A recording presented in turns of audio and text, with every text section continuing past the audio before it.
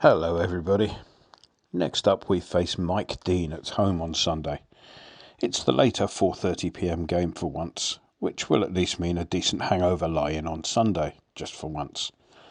But don't stay in bed too long if you use C2C services. Loads of engineering works in those parts, so check well before you leave.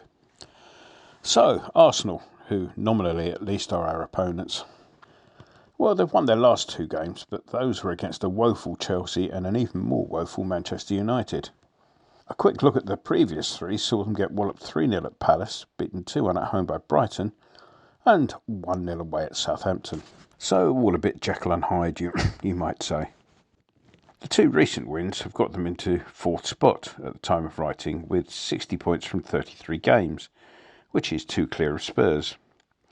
In their efforts, they'd been assisted by being unencumbered by having had a European campaign, and the fact that they were able to disguise a shortage of players due to injury and African Cup of Soup absences as resulting from COVID.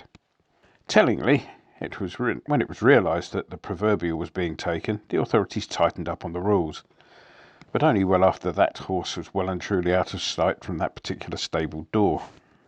They started out the season with a spell in bottom place. Clearly action was necessary, and if our game at the Hemorrhoid earlier on this season is anything to go by, Arteta has gone to the Pulis Warnock Guide to Association Football.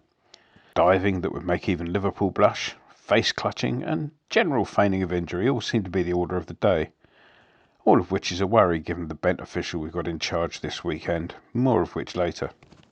It was another relatively easy week for Daisy, as they weren't overactive in the transfer window this winter. However, it would be amiss of me not to mention the arrival of American under-23 defender Austin Levi Josiah Trusty.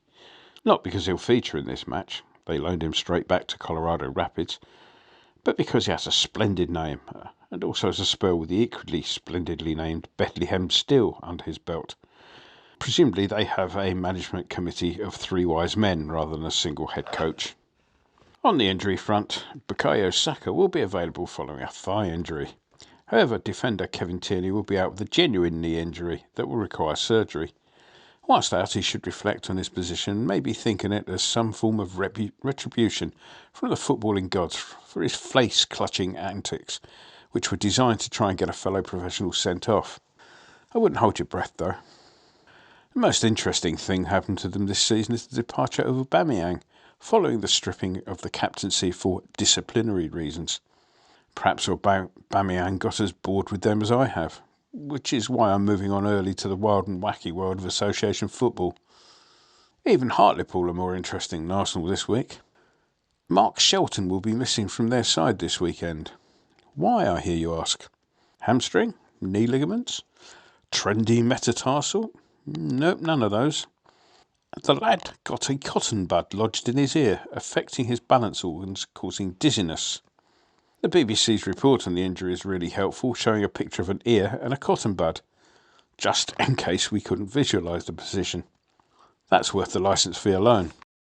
Meanwhile, the Football Writers Association have decided that credibility is an overrated quality.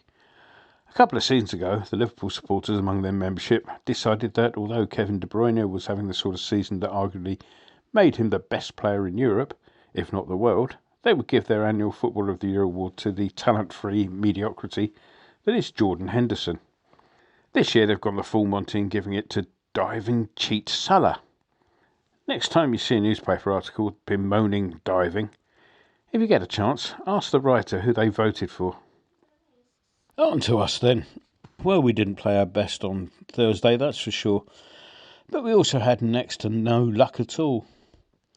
In the build-up to their second, for example, there were a number of half-blocks that fell very kindly to the visitors, and that seemed to happen all the way through the game. We did also seem tactically wrong, though. Johnson appeared to be playing as a wing-back, but had little interest in getting the ball down the line into the channels for Bowen to attack. It seemed to come back or inside pretty much every time, which slowed down the attack and, crucially, kept Bowen out of the game for long spells. Still, it's only half-time, and we were 2-1 down against them last time, as I recall. The omens are stacking up nicely. More on them during the week. On Sunday, of course, Dawson will be missing, and it's likely to be a team with a number of rested players in advance of Thursday night's showdown.